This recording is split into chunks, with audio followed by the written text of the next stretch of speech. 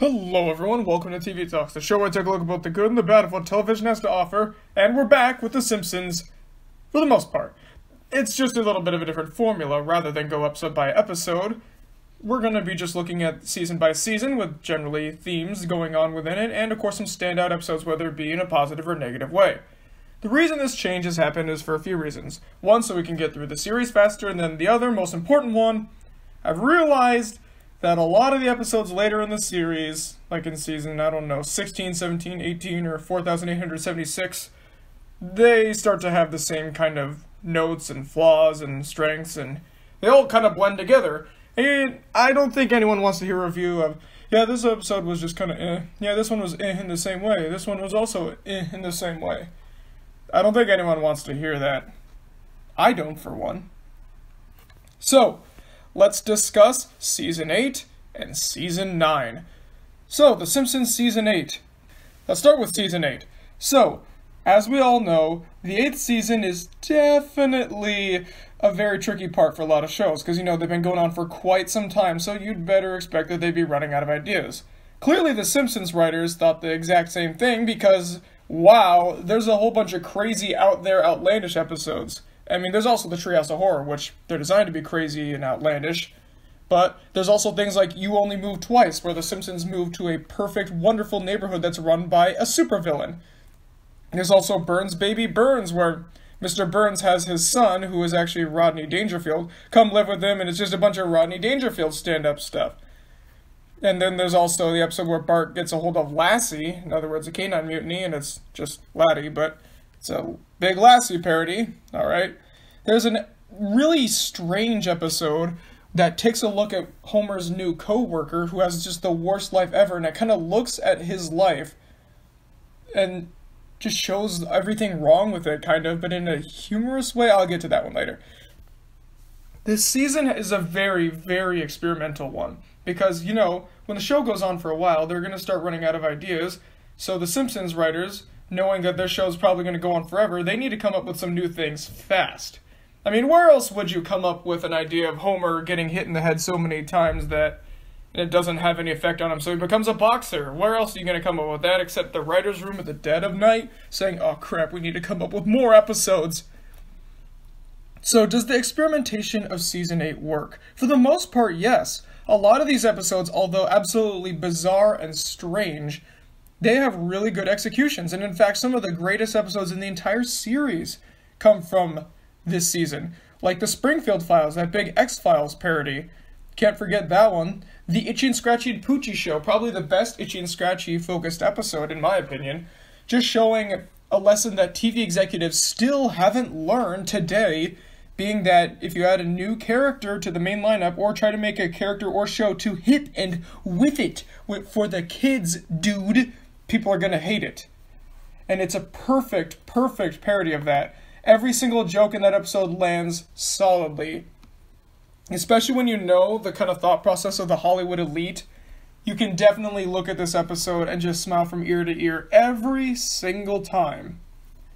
And of course, there's Homer's enemy, the one I just mentioned earlier, where Frank Grimes is competing with Homer Simpson, although Homer Simpson doesn't actually really know about that until it hits him over the head, and then he's like, oh man, I gotta make this guy my friend. He just makes things worse. There's also, in a similar vein, Homer's phobia. This is an episode about Homer seeing a gay guy named John, and he's really cool with him until he finds out he's gay. Then he gets paranoid that Bart's gonna turn out gay. And the best part of this whole thing is not only is it funny, but it's not preachy about its lesson. It actually just has its lesson there, and it has it casually, and it doesn't really poke that much attention to it. And it uses the straw man arguments as humor for both pro and con. It's a very fair and very balanced episode. And of course, just an all-around classic. Some of these episodes are some of the funniest in the entire series, as I just mentioned, and that's partially in turn because of the weird new turn that this season seems to take. However, there are a couple notes I'd like to say that, for one, the weirdness doesn't always work. There's a couple times where it turns out a little too odd. Like, although I like the episode Burns Baby Burns, it is really just a Rodney Dangerfield stand-up disguised as an episode. And it's a funny episode. It's just really slow. Not much happens. But, you know, it's enjoyable. The only two I really have outright problems with are supercalifragilisticexpialidocious and my sitter, my sister. Or my sister, my sitter. Let's talk about that one first, as it'll make up for the fact I couldn't pronounce the title correctly. It's about Lisa starting a babysitting service even though she's only 8. And eventually people start taking her seriously with this, and then she ends up having to babysit for her brother, Bart, and her sister, Maggie, and then it just kind of all falls apart from there. I mean, it sounds like a good story, but a lot of it is just Lisa getting really frustrated with Bart and Maggie, although Maggie, it's not really her fault, that was kind of Bart's doing. She's just trying to do what's right, and I don't know, tries to paint Bart in a semi-sympathetic light, even though he's just being a total jerk in this for pretty much no reason, aside from the fact that he doesn't want to be bossed around by his younger and more responsible, might I add, sister. Other than that, the second half of the episode is just watching Lisa stumble around all miserable, with Bart saying things that aren't even really that funny. Like when she tries telling him to go to bed, he's like, oh, okay, go to bread, and he starts eating bread. Then it's that whole trip to the emergency room, which was kind of funny, especially Smithers' little cameo. But it just didn't nail it. It's not that bad. It's just, like, I'd say 4.5 out of 10. Close to being okay. Because the first half was definitely way better. Then there's supercalifragilisticexpialidocious. It's a Mary Poppins parody with singing and everything about Mary Poppins, Sherry Bobbins. Totally different character. Totally different. She comes to Evergreen Terrace to help fix the Simpson family of their woes, but then instead of actually getting fixed, they end up driving her insane and driving her mad. And it seems like a cool little flip on Mary Poppins, and it is, and the music is actually quite nice. And yes, it is absolutely bizarre in every way, and this one, I'd say, aside from the Treehouse of Horror one, is the one that pushes the weirdness the most. I think it pushes it a little too much, and again, it kind of suffers from the same problem as Burns Baby Burns, is that it tries to have its gimmick instead of a story.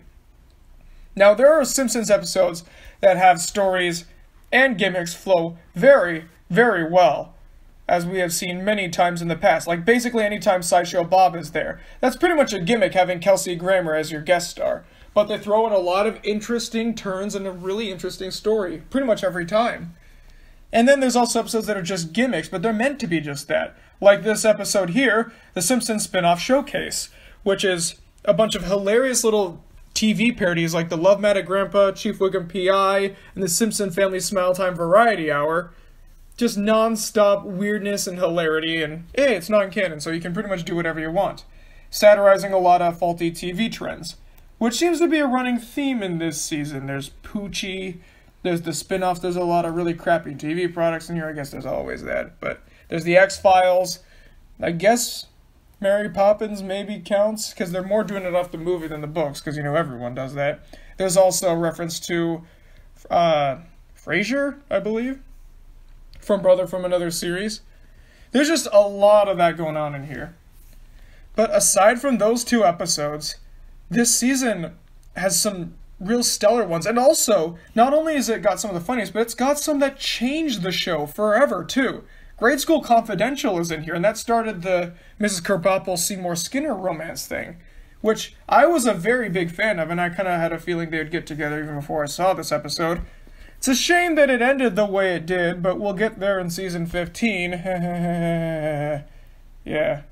There's a Milhouse Divided, which has Kirk and Luann Van Houten, Milhouse's parents, end up splitting up, and they don't get back together for seasons on end. I'm not talking about like they get back together in 11. I think it's like 18 or something where they get back together. Not only that, but there's episodes like Lisa's Date with Destiny or The Homer They Fall, where we see previously rotten, mean, kind of evil characters sometimes actually have a conscience, and that actually sticks later on, even though Nelson tries to cover it up. We also kind of get that in The Old Man and the Lisa, but that doesn't really stick for Mr. Burns. So I don't really count that as a big change for him, although maybe it was a step in the right direction. It was not. And then we also get some Ned Flanders backstory in Hurricane Nettie, where we find out that the doodly diddly diddly diddly diddly, that's all to cover up his rampant anger issues. Who would have guessed that, Mr. Ha-ha-de-leo, neighborino? That guy's actually a raging psychopath. He even yelled at Lenny. Not Lenny! What more do I need to say? Although absolutely bizarre and experimental in every single way, The Simpsons Season 8 gets the Archibald seal of approval and has proven itself to stand the test of time. And of course, The Simpsons was greenlit for another season, and what do they have to do again? They have to experiment more! And that's where we get Season 9. This is where we get to the second era of The Simpsons. This is considered to be the final season in the first classic era, because after this point, things start getting different. And it's not necessarily a bad different, it's just the quality and themes and writing style start to change, and you can kind of see it in this season. A lot of people cite many episodes in this season, with one in particular, we'll get there, as the defining point where The Simpsons starts to go down in quality. And I can kind of see that. This is a good season. This is good, I will say that right now. But it does have some sizable issues and some very weak episodes here. But let's start with some of the positives. They keep that experimental thing going more and more and more in this one. We get to see more backstories like in Lisa's Sax, where we find out just what exactly Lisa's saxophone has and means to her. We get the introduction of Manjula in this one. Apu finally gets a wife, although he tried to pass Marge off as his wife so we wouldn't actually have to do it. Marge gets another job, okay, cool. Lisa and Bart become news anchors? Homer becomes sanitation commissioner. Homer climbs a mountain. Marge and Homer get naked and then stuck out in public. Homer gets in trouble with the IRS and has to take owed money from Mr. Burns. Homer joins the Navy. There's an episode focusing on Ralph Wiggum. And, of course, a giant episode making fun of cults. Yeah, this is a weird season, actually. Probably even weirder than the last one. Half of it is really good. There's some really good ones in here. Like Reality Bites, where Marge becomes a realtor. Everyone cites this one as just a great standout episode. There's the two Mrs. Nahasapima Pedalons, where, again, Manjula gets introduced, and we get some more development for Apu. It's about time before he got dumped. There's the episode where Homer and Bart get conned by a bunch of con men, and yeah, it's called Bart Carney. I bet nobody under the age of 14 gets that reference. Without using the internet, that doesn't count. Das Bus is also pretty good, where all the kids get stuck on a deserted island and believe it's going to be like Swiss Family Robinson, and it actually isn't. The Last Temptation of Crust, another standout one. Krusty actually tries to become a serious, thought-provoking comedian after he gets laughed on, not in a good way. They laugh at him, not with him. So he tries to change his entire persona. There's a bunch of stuff like that, and even some of the weirder ones like Trash of the Titans and Girly Edition, they work really well. But the standout episode, I think we can all agree, is the City of New York versus Homer Simpson. This is non-stop hilarity, because even though I think New York City is cool, there was a lot of stuff you can make fun of there very easily, and rightfully too. It's non-stop 22 minutes of absolute hilarity. Every joke lands, the animation is great, it's lively, it's energetic, there's so many memorable quotes. And yet the episode got banned for a few years because of the scene with Homer using the bathroom in the Twin Towers. I can understand why that's in place, but I'm really happy to see that the episode has finally made it back onto the airwaves. However, this is the big however here, for everything that it does right, I'd say probably for every 2 episodes here that's good, there's one that's either weak, but still good, or just not very good at all, or bad. One of which is surprisingly the Treehouse of Horror special. It's not bad, but it's easily one of the weakest we've seen here yet. It's basically Bart becoming a fly after using Professor Frank's teleporter. There's a part where Marge is a witch, and then there's another part where there's a nuclear bomb that strikes Springfield, making Homer believe that he's the only one who survived. It sounds cool, but it's kind of slow, kind of predictable, not very memorable, but not bad at all. Just, again, the Treehouse of Horrors are usually standout episodes, but they just don't seem to land. Same kind of thing with Simpson Tide. Not very memorable, but not bad, really. But, of course, there are some episodes that just really, really fall flat. All Singing, All Dancing is considered to be one of the worst Simpsons episodes by everyone except the staff. The staff loved making this one. Basically, it's a clip show about all the parts in the show where they sang songs, because The Simpsons has some great songs.